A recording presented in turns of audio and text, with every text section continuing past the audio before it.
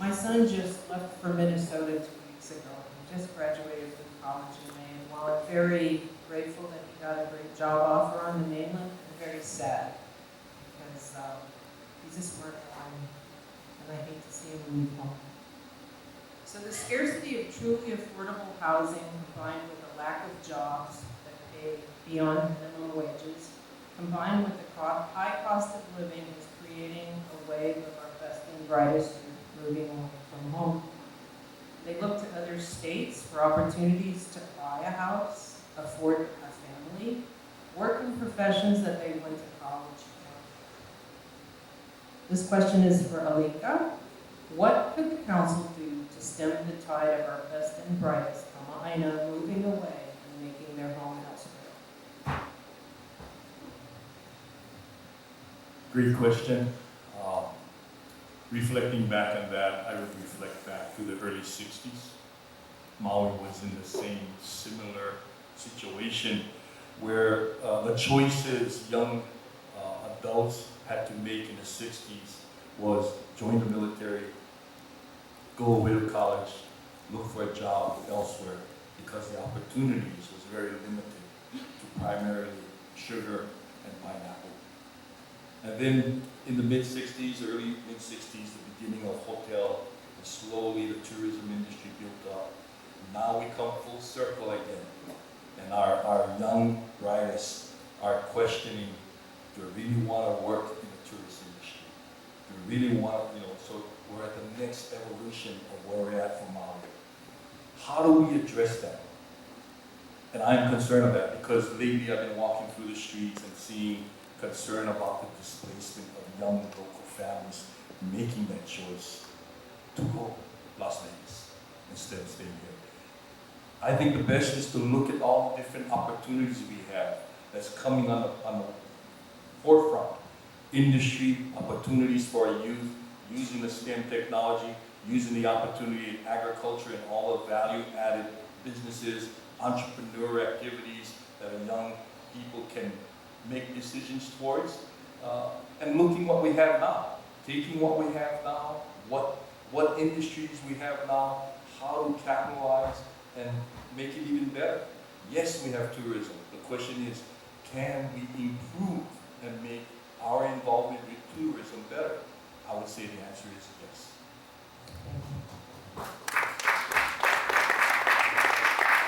Staying same question, the scarcity of affordable housing combined with the lack of jobs that pay beyond minimum wage, added to the high cost of living, is creating a wave of our best and brightest youth moving away. They look to other states for opportunities to buy a house, afford a family of their own, and to work in professions they went to college for. What can the council do to stem the tide of our best and brightest Kama'aina moving away and making their home elsewhere? Thank you for the question.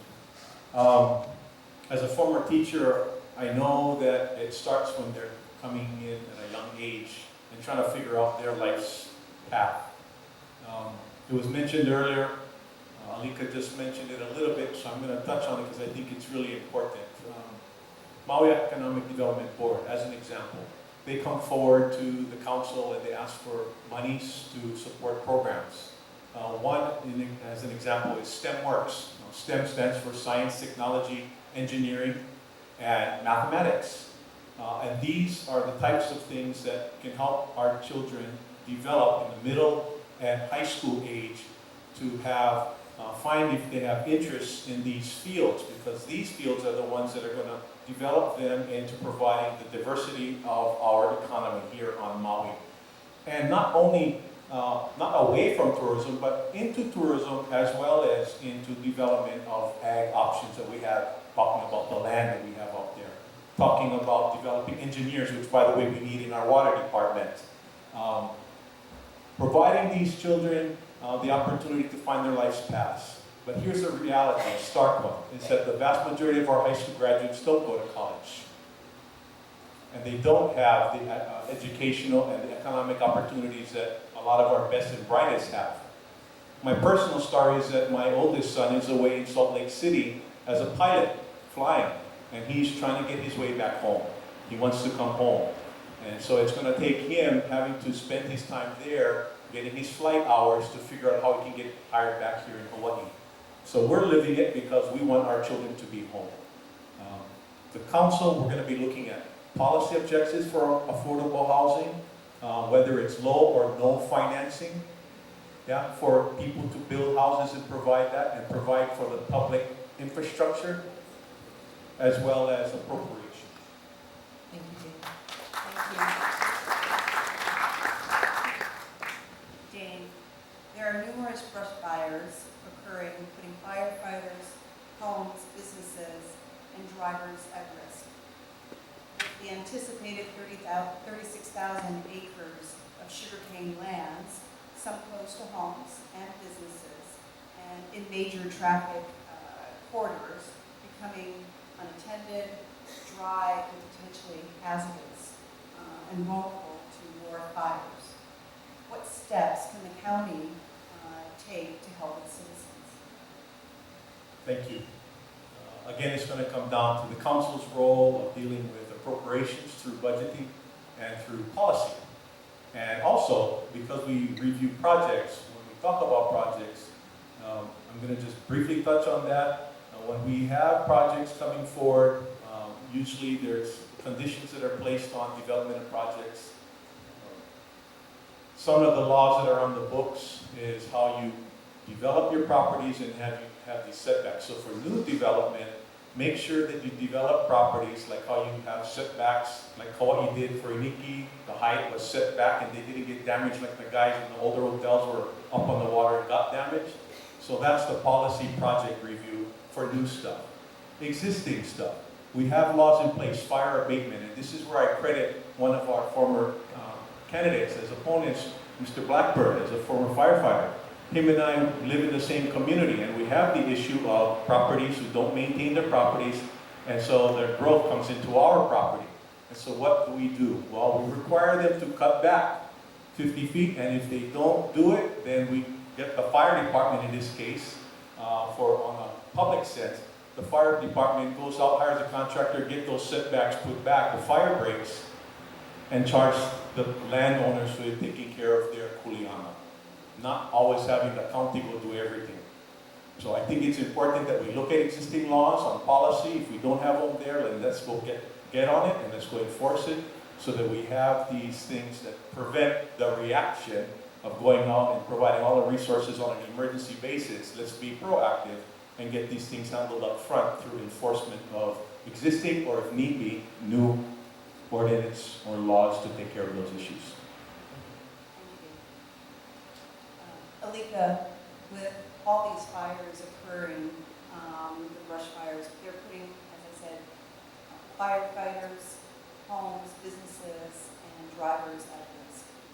With the anticipated 36,000 acres of sugarcane lands, which are close to homes and businesses and in major traffic corridors, and becoming unattended, dry, and potentially vulnerable to fires. What steps can the county take to help its citizens? I think you described that problem right now. I think as a county administrator, as a county councilman, that question next week should be addressed. You know, where the gathering of the team, the disaster preparedness team, the hazard teams are all meeting for those plans. You know, we're now, we have ordinances with the fire abatement issues. We have ordinances on lands that are unkept, and normally that landowner will get a letter. But these are, a couple acres at the most. Now you're talking 10,000, 36,000.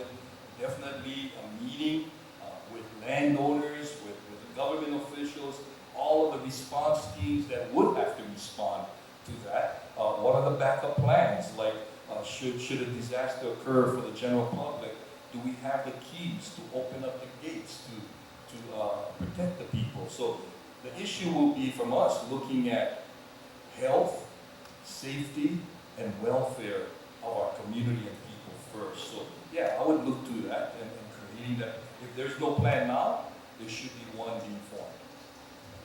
Thank you.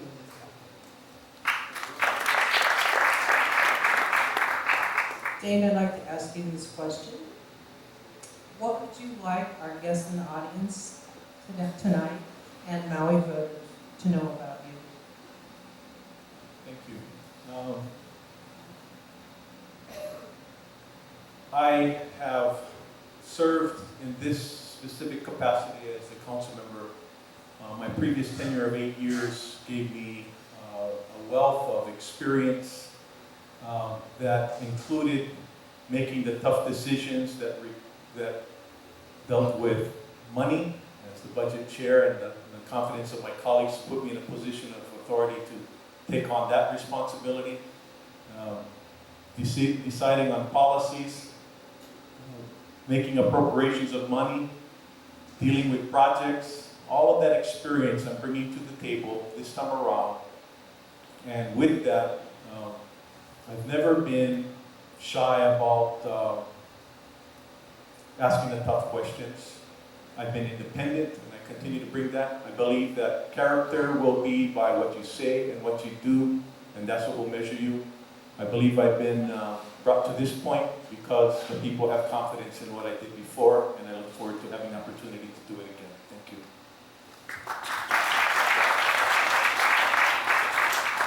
Alika, same question for you. What would you like Maui voters to know about you? I think what's important for everyone who don't really know me is to know that I'm not just an anti-GMO guy. Everybody says, well, that's the GMO guy. No, I am aloha. I protect this land, I aloha this land, and I aloha the people and its resources. What I want you to know is that, yes, I was born and raised in Hana. Yes, I was educated at St. Anthony Elementary. Yes, I attended Kamehameha schools in Honolulu and graduated. Yes, I went on to Hastings College and got a college education and returned. And for well over 30 years, I served Maui community as a community servant leader, especially the youth in youth development. Along the ways, I've gathered and collected a collection of experiences to prepare me for this position. I'm confident that I carry a creative thinking and critical thinking that allows me to reach efficient and effective decisions. And I'm confident that I'm ready for this, and I will. Thank you very much.